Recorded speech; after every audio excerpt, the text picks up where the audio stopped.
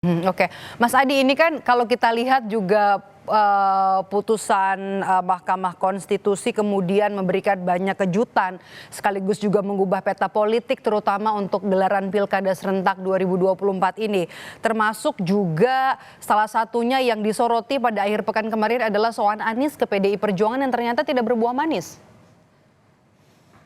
Ya, kalau saya sebenarnya tidak terlampau yakin juga kalau Anies Baswedan akan diusung oleh PDIP ya. Karena kita tahu bahwa Anies dan PDIP itu merupakan dua kutub yang saling bertabrakan dan belum ada titik temu yang akan membuat kedua belah pihak ini akan saling berkomunikasi dan apalagi mau melakukan kerjasama.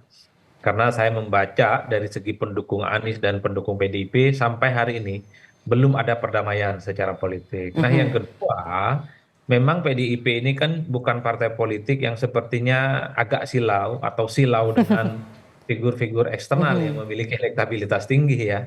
Makanya ketika misalnya ada Anies Baswedan Mhm. berkunjung ke PDIP, sepertinya ya PDIP nggak berkutik apapun. Tidak berkutik dalam arti dia tidak bergeming dengan pilihan politiknya yang kelihatan ingin memajukan kadernya, yaitu siapa namanya, Pramono Anung sebagai kandidat yang akan mereka usung. Saya kira dalam hal tertentu ini terlepas dari kalah dan menang, apa yang dilakukan oleh PDIP menurut saya sangat layak untuk diapresiasi.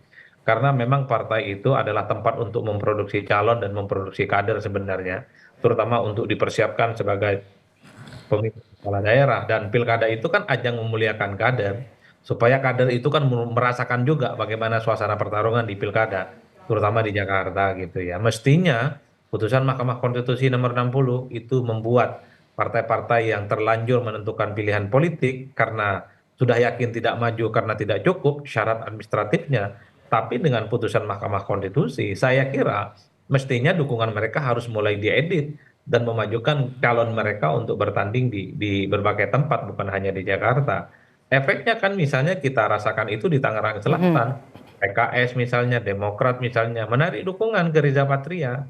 Itu menurut saya efek dari bagaimana Mahkamah Konstitusi memberikan angin segar Mhm. kepada siapapun partai di negara ini yang punya kader ingin maju dulu, itu Mhm. terhambat. Oke.